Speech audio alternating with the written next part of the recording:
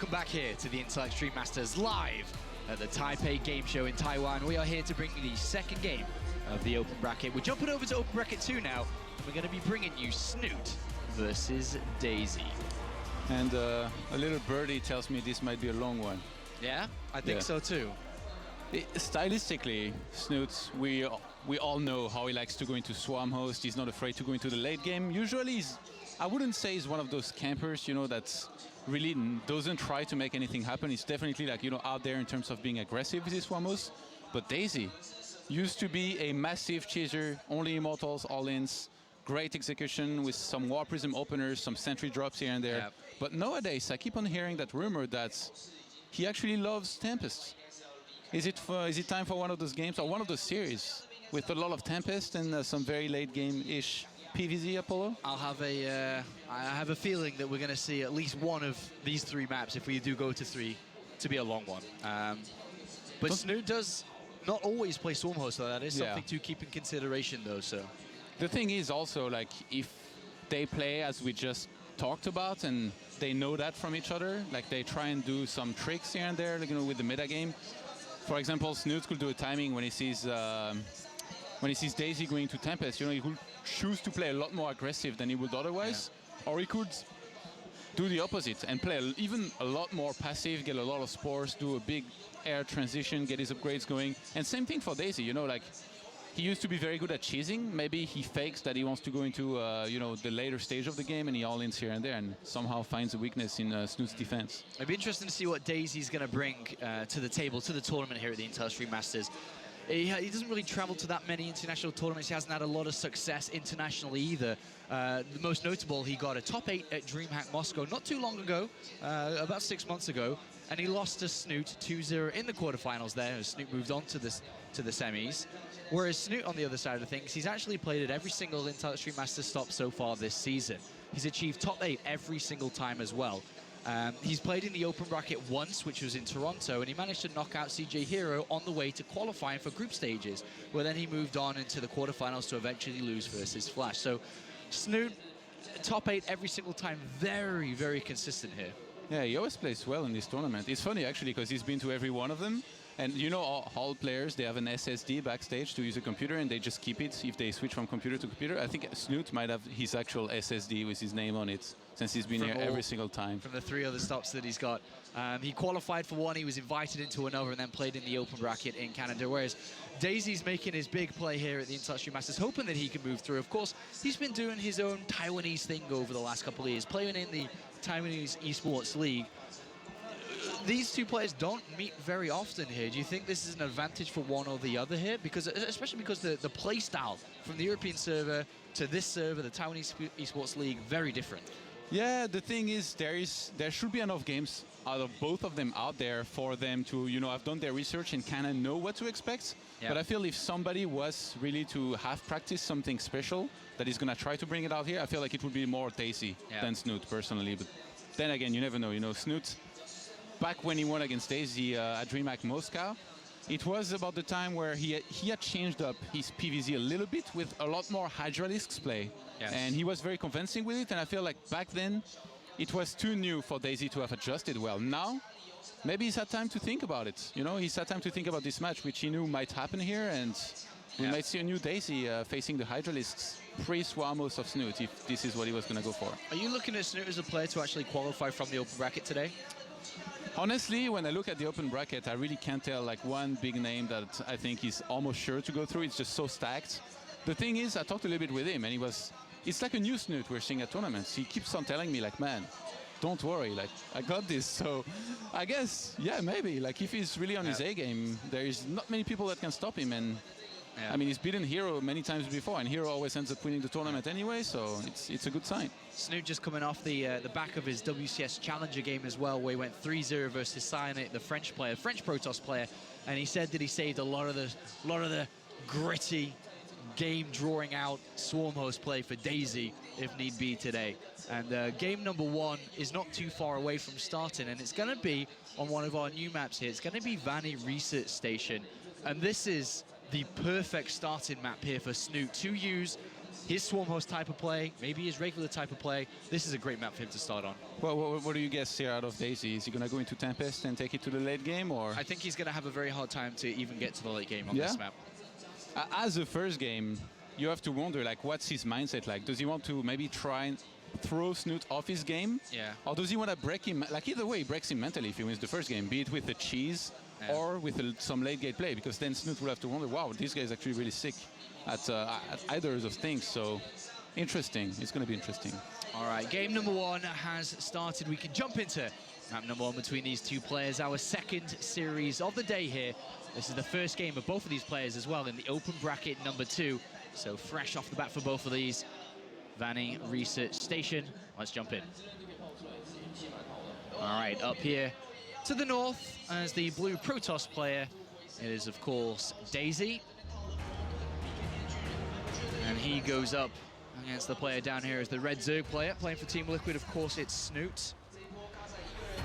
And as mentioned, I think this is the perfect map for Snute to start on. It's very narrow. It's perfect for Swarm Host play if the game was to go long. So I would imagine that Snute's going to be playing a similar style to that suits the map.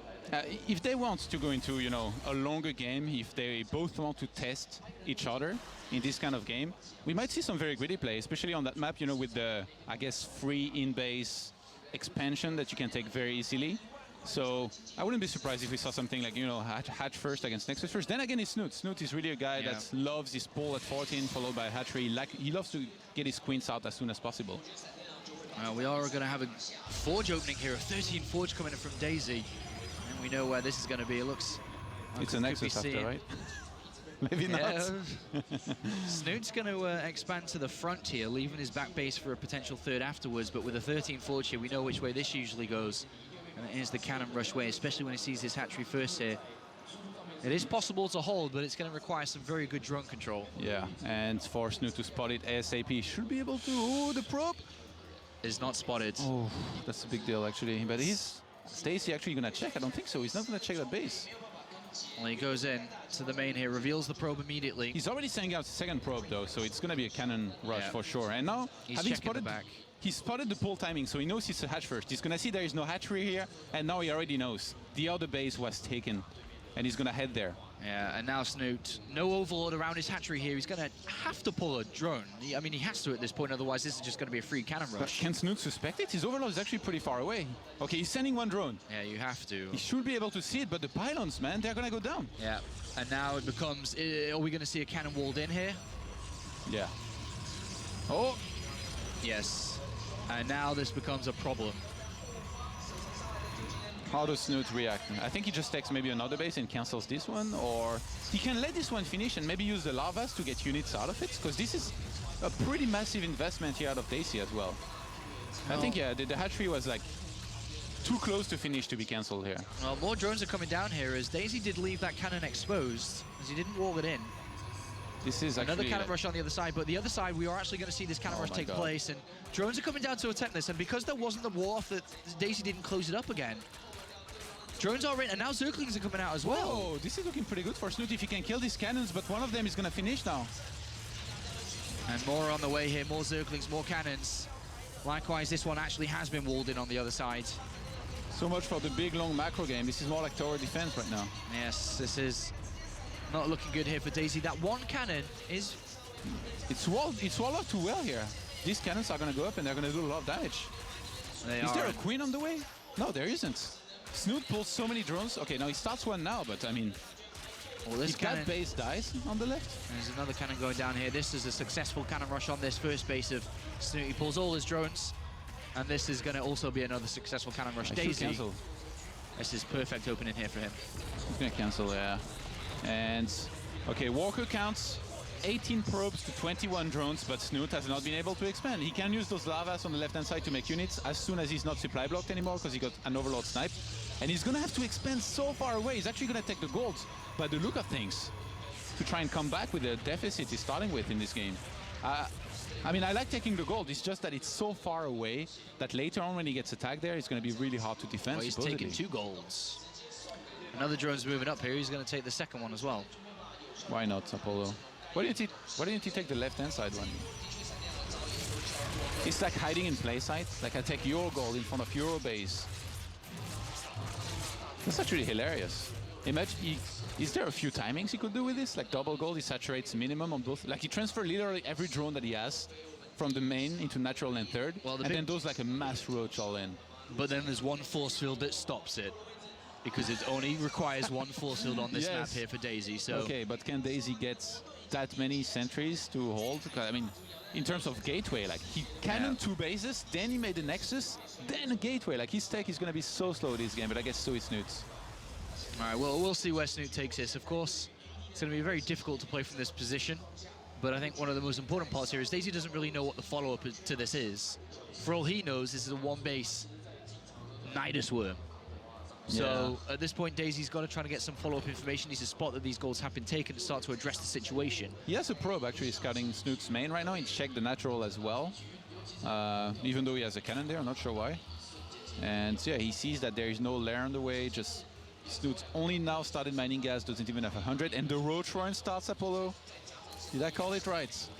I guess it could still be for defensive roaches because he doesn't know what's coming and when it's coming. Like it's as hard as it is for Daisy to get some exact info, and he had a good scout in the main, it's very hard for Snoot to send an overload in and see what's up here. It will get sniped surely, and he might not be able to see exactly what he's up against. And in terms of Warp Gate tech, he has no idea where Daisy's at right now. It could be halfway through done, but he only just started now.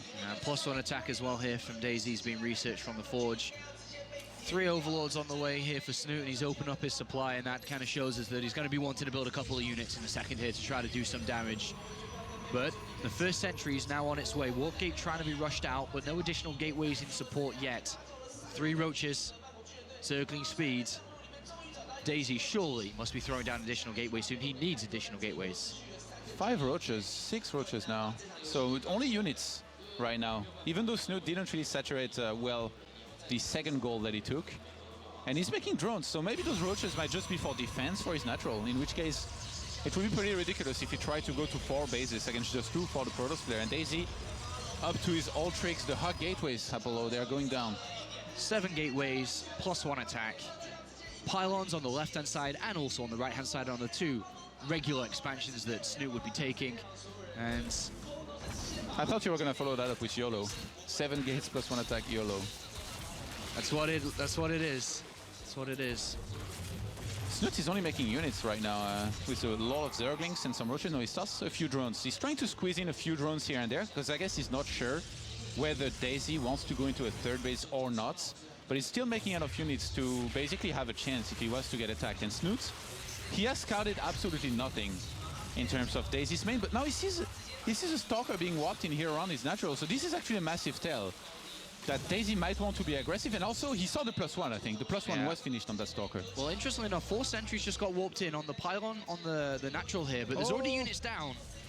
And look at the supply difference, it's 90 to 50 here, and it has been very heavily in Snoot's favor for the majority of this game as well.